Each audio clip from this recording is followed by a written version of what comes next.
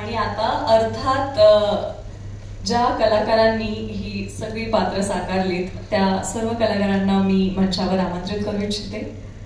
लवरे मधले किरण गायकवाड आता इथे उपस्थित नाही आहेत. त्याचबरोबर पूजा सावंत, अक्षय टंकसाळे, निखिल वैरागड, पार्थ भालेराव, मोनालिसा बागल आणि मानिनी, तुम्हा सगळ्यांना मी विनंती करते एकदा मंचावर यायचं. माईक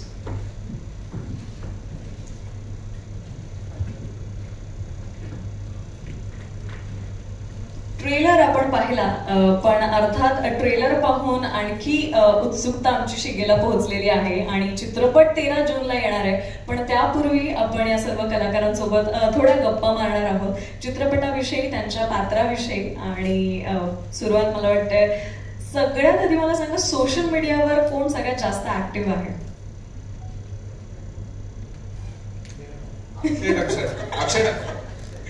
हा, येस. मग तुमच्यापासून आपण गायत्रीमुळेच ऍक्टिव्ह राहायला लागते. आमची डिजिटल PR ती 3 वाजता ही पोस्ट, 5 वाजता ही पोस्ट कंपल्सरी टाकावी लागते. सगळं तिच्या हातात आहे, त्यामुळे जास्त आहे सध्या सोशल. हा, पण येस, म्हणजे you are most active on the social media. आणि त्यासोबत ऍक्च्युली त्या रॅपिड फायर कडे मी येणार आहे, पण त्याआधी तुम्ही लिहिलेली सुद्धा आहे ही गोष्ट निखिल सरांसोबत. त्यामुळे तुमचा हा अनुभव कसा होता, गोष्ट ते चित्रपट आणि त्यानंतर आता फायनली एक कलाकृती पूर्ण होऊन ती प्रेक्षकांपर्यंत पोहोचणार आहे? खरं तर लिहायला प्रोत्साहन दिलं ते निखिलनीच. कारण एक सुरुवातीला असं झालं की एकदम म्हणजे प्रोड्युसर ही यायच्या आधी आम्ही बसायचो, तर त्याच्यात एक रफ ड्राफ्ट तयार केला होता त्यांनी. तो आणि अमित बेंद्रे म्हणून आमचा मित्र आहे, तर त्याच्यामध्ये काही काही मला गोष्टी खटकत होत्या. तर तो म्हटलं की तू लिही ना, मग तुला जर एवढं वाटतंय तर तू लिही. ते म्हटलं मी कधी लिहिलं नाहीये. तो म्हटलं लिहून तर बघ ना, 1-2 सीन लिही, काय होते बघू आपण.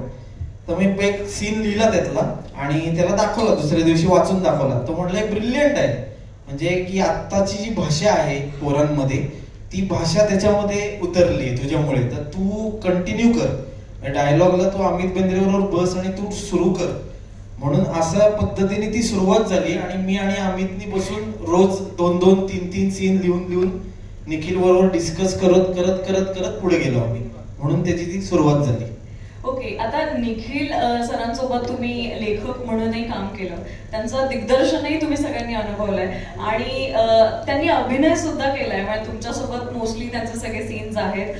कुठली छटा तुम्हाला सगळ्यात जास्त भावली त्याची? हा, त्याची गोड अशी मोठी स्माइल दिली आहे, तर मनातलं उत्तर सांगा. त्याच्या छटाच एवढ्या आहेत की तो माझ्या काय ह्याच्यातनं जातच नाही मनातून बाहेर. पण त्याची एक छटा आहे जी डान्स मध्ये आहे, तुम्ही ऑब्झर्व केली की नाही माहिती नाही. तो बऱ्याच ठिकाणी चुकलाय, तेव्हा त्याच्या तोंडावरती आलेली आहे. चेहऱ्यावर सगळे रंग उमटले. एक्झॅक्टली. नाही, ही संधी आम्ही तुम्हाला देणार आहेत ऍक्च्युली सगळ्यांना. एकदा गाण्यावर आम्हाला प्रत्यक्षात पाहायचंय तुम्हाला थिरकताना, तेव्हा चुकू नका तुम्ही, आम्ही लगेच रंग कॅप्चर करू. पण थँक्यू. सोशल मीडियावर कोण ऍक्टिव्ह आहे यापेक्षा सगळ्यात जास्त मला वाटतं चाहते मंडळी. आपण त्यांना वेगवेगळ्या सिनेमातून त्यांच्या अभिनयाला नेहमी प्रशंसा देत आलेलो आहोत आणि अर्थात सदाबहार रंगीन अशा सुंदर आउटफिटमध्ये आज त्या आपल्यामध्ये उपस्थित आहेत. पूजा सावंत, मला पुढचे प्रश्न तुम्हाला विचारायचे आहेत. जान्हवी ही भूमिका का करावीशी वाटली? Very good evening to everyone.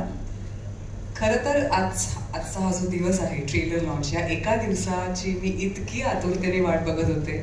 कारण आता इंटरव्ह्यूजमध्ये सुद्धा आम्हाला सर्वांनी प्रश्न विचारले. पहिला प्रश्न हा होता की या सिनेमाचं नाव हे का? हा प्रश्न मी, प्रार्थना, अभिजित खांडकेकर, अमेय वाघ सगळ्यांनी या दोघांना विचारलाय, पण दोघं शेवटपर्यंत ऐकले नाही. त्यांनी या सिनेमाचं नाव, त्यांना हेच हवं होतं, आम्हाला सिनेमाचं नाव आंबट शौकीनच ठेवायचं होतं. पण नंतर जेव्हा अक्षय मला भेटायला आला स्टोरी नरेशनसाठी, बराच काळ गेला त्याच्यामध्ये, आणि जेव्हा मी खरी स्टोरी ऐकली या दोघांकडून, तेव्हा मला 1 सेकंदही नाही लागला हो म्हणायला. कारण जान्हवी हे कॅरेक्टर मला इतकं आवडलं होतं. आता तुम्ही ट्रेलर पाहिला, त्याच्यात तुम्ही बघताय की या तिघांसोबत मी आहे. ती का आहे, कशासाठी आहे, काय होणार आहे पुढे, हे सगळं या फिल्ममध्ये आहे. आणि ऑफकोर्स जे नाव आहे आंबट शौकीन, या सिनेमात काहीही आंबट शौकीन दिसणार नाहीये, हे मी अगदी ठळकपणे सांगू इच्छिते. आता हे नाव का ठेवलं, कशासाठी, हे उत्तर तुम्हाला दिग्दर्शक आणि अक्षयच देऊ शकेल better. But I loved playing Janhavi. आणि एकंदरीत ट्रेलरवरून साधारण अंदाज आलेला आहे की तिघांना सरळ दिशेला लावण्याचं काहीतरी काम महत्वाचं जान्हवीने केलेलं आहे. जान्हवी, रॅपिड फायर मला तुझ्यासोबत घ्यायचं आहे. आता पात्र म्हणून तू उत्तर दिलंस तरी चालेल, बीइंग जान्हवी. मी काही तुला इमोजीज सांगणार आहे, ट्रेंडिंग इमोजीज, आणि त्या इमोजीजना कुठलं पात्र साजेसं आहे. 28 पात्र आहेत खरं तर या चित्रपटात, त्यामुळे विचार करायला वेळ लागेल. मला हेल्प करा तुम्ही. येस, सिनेमा जान्हवीने केली आहे, तुम्ही आता करा. तर पहिलं आहे रेड हार्ट. रेड हार्ट जान्हवीच. Okay. Loud crying face. Crying face हा, लाऊड. मोनालिसाला देईन मी, कारण तिला बिचारीला सगळ्यांनी खूप छळलंय सेटवर, त्यामुळे तिचे लाऊड क्राईंग फेसच होती ती सेट. Right Mona Lisa? फार असं दुःख बाहेर आलेलं आहे. Face with tears of Joy. Tears of Joy Nikhil आमचे दिग्दर्शक. आम्ही काही करा, तुम्ही काही म्हणजे तुम्ही या आणि फक्त डायलॉग बोला, अरे वा ह्याला इतका आनंद व्हायचा, what a shot. So he was always happy. ही ऍक्च्युली कॉम्प्लिमेंट आहे. असा हसरा दिग्दर्शक सगळ्या अभिनेत्री आणि अभिनेत्यांना मिळावा. Thank you. Always happy.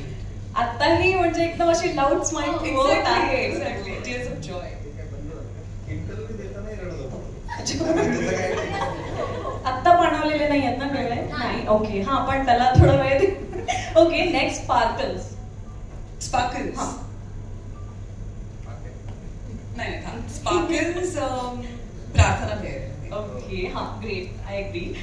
Face with goggles, you know. एक मिनिट. किरण. ओके. ॲटिट्यूड म्हणजे गुड ॲटिट्यूड. लाईक नेहमी प्रेझेंटेबल असणं, सेटवर येणं आणि यु नो असं सगळ्यांना काय म्हणतात भुरळ घालणं. That is Kiran. Okay, thank you. एकदा जोरदार डान्स झाला पाहिजे. थँक्यू. पुढे मला पार्थकडे यायचं ऍक्च्युली. ट्रेलरच्या सुरुवातीलाच दिसलेल्या आहेत तुम्ही, आणि एकंदरीत ती भूमिका साकारताना काय चॅलेंजिंग वाटलं त्याविषयी थोडं. आंबट शौकीन नावाच्या सिनेमात चक्क आंबट रोल नाही करायचा, हेच चॅलेंजिंग होतं. तर नाही, मला खरंच यावेळेला तीच जास्त धमाल आली की मी आधी नाव ऐकलं, मी म्हणलो की नाही नाही नाही नाही नाही नको रे नको. मग मी गोष्ट ऐकली, म्हटलं अरे वा वा वा करायला पाहिजे. मग मी पात्र ऐकलं, म्हटलं आता तर सोडणारच नाही, इतकं भारी कॅरेक्टर आहे. हा अरे पैसे ऐकल्यावर हे वाक्य महत्वाचं नाही का, पोहोचलं तुमच्यापर्यंत. हो. सो दिग्या नावाचं कॅरेक्टर आहे की आता तुम्ही बघितलं तसं की मी चक्क साधा बोळा आहे, कुठल्याही मुलीला त्रास देत नाहीये, कोणाबद्दलही काहीही वाईट बोलत नाहीये, म्हणजे आपलं जसं मी आहे तसं मी खरंच आहे तसं मला करायला मिळालं. तर नाही, पण एक खूप महत्वाचा घटक रिप्रेझेंट करतोय मी या सिनेमाच्या माध्यमातून की आपल्या समाजाचे खूप मुलं असतात की जे हळवी असतात, ज्यांच्याबरोबर काहीतरी वाईट घडलं तरी पटकन बोलत नाहीत कोणापाशी, आणि तो त्यांचं ते आतमध्ये कोंडून राहून ते खूप टोकाची काहीतरी भूमिका घेतात. तर असं न करता त्यांनी काय करावं, त्याच्यावर काय सोल्युशन असू शकतं, याबद्दल आमचा हा सिनेमा आहे. तर मला फार छान वाटतंय की मला हा मेसेज या सिनेमाच्या माध्यमातून, पात्राच्या माध्यमातून पोहोचवायला मिळतं. थँक्यू. पुढचा प्रश्न मोनालिसा. गोष्ट ऐकल्यानंतर काय रिॲक्शन होती, आणि छळ खूप झाला हे तर आम्हाला आता कळलंय, पण एकंदरीत चित्रपट पूर्ण झाल्यानंतर आता काय फिलिंग आहे? खरं तर मी खूप 5-6 वर्षांपूर्वी निखिल बरोबर एक सिनेमा केलेला, आणि त्यावेळेस मी निखिलला म्हणाले होते की तू कधीतरी दिग्दर्शक हो, तू एक तरी सिनेमा डिरेक्ट कर. ऐकलंय. आणि त्यांनी ज्यावेळेस हा सिनेमा केला त्यावेळेस त्यांनी मला कॉल केला होता की मी एक फिल्म डिरेक्ट करतोय आणि त्यात हे असं पात्र आहे. सो मी त्याला काहीच क्वेश्चन केला नाही, आणि ही माझ्या आयुष्यातली पहिली फिल्म असेल जेव्हा मी दिग्दर्शकाला कोणताही प्रश्न विचारला नाही, नाव ऐकून पण नाही. तेच तर मॅडम, मी त्याला म्हणाले निखिल मी तुला एकही प्रश्न विचारणार नाही, पण माझी एक रिक्वेस्ट आहे, तर ती पूर्ण होऊ शकते का? म्हटलं नाव बदल तू सिनेमाचं. हे नाव आणि मग सिनेमा करणं हे थोडं माझ्यासाठी अवघड आहे, त्याच्यामुळे तू पात्र मला चांगलंच देशील, त्याच्यात मला काही डाऊट नाहीये, पण हे नाव बदलता येईल का? त्यावेळेस तो म्हणाला की हे नाव का आहे हे मी तुला रिलीजिंगच्या वेळेस पटवून देईन, पण आता मी हे नाव बदलू शकत नाही. थँक्यू. ऍक्च्युली त्यांनी पटवून दिलं सुरुवातीलाच. नाही खरंच, कारण हा आज मी बघितलं सकाळपासून जोही व्यक्ती येतोय तो सगळ्यात पहिल्यांदा टायटल विषयीच प्रश्न विचारतोय की हे टायटल का आहे, आणि अर्थात महत्वाचं म्हणजे सिनेमा तसा नाहीच आहे जसं ते टायटल आहे. सो येस, मला आवडली स्ट्रॅटेजी यु नो, आणि ती त्यांनी लिखाणाच्या वेळेसच हेरली आहे आणि ती खूप सक्सेसफुल झाली आहे ते तर आपण जाणतोय आता आणि अनुभवावरून कळतंय. पण येस, जमलंय, जिंकलंय तुम्ही. अक्षय नाही, खरंच जोखमीचं काम आहे असं ठाम राहणं की इतके सगळे कलाकार म्हणतायत बदल आणि तरी सुद्धा ठाम. निर्मात्यांनी पण असं म्हटलं होतं का? नाही, निर्मात्यांना उलट आवडलं. तुम्हाला कळलं ना, ते तिथून आलं नाही त्यामुळे मी पण त्यांना हा क्वेश्चन विचारला. काहीतरी सांगू का चाललंय, आम्हाला आवडेल ऐकायला किस्सा एखादा, काहीतरी तिथून खूण चालली, प्लीज सांगा आता. पहिल्यांदी निलेश राठेंना आम्ही भेटलो या सगळ्यांमध्ये आणि त्यांना मी म्हटलं की सर अशी फिल्म आहे, तर ते आमचं आधी एक शूट चाललेलं, तिथंच आमचं बोलणं झालं. तर ते मला म्हणले की एक काम करू, आपलं पुण्यामध्ये कुठं भेटायचंय? तर मी म्हणले गुडलक कॅफे वगैरे आहे तिथं भेटूया. ठीक आहे म्हटलं, फिल्मचं नाव काय आहे? मी म्हटलं सर आंबट शौकीन. एक काम करा, SB रोडच्या मॅरियटला या. मीटिंगला तिथं बोलवलं पहिल्यांदी, तिथंच मी निघलेलं. म्हटलं ते ऑन आहेत आपल्या प्रोजेक्टला घेऊन.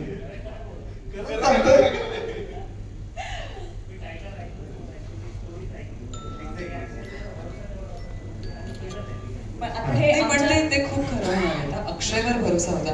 हा सिनेमा आपण कारण म्हणजे अक्षय काहीच नाही, त्यांनी म्हणजे आमच्याकडनं ऐकलं पण नाही किंवा काहीच नाही की तुम्ही करताय असं आहे. आम्ही त्यांना सांगायला गेलो, ते म्हणले काही सांगू नका, करूया आपण.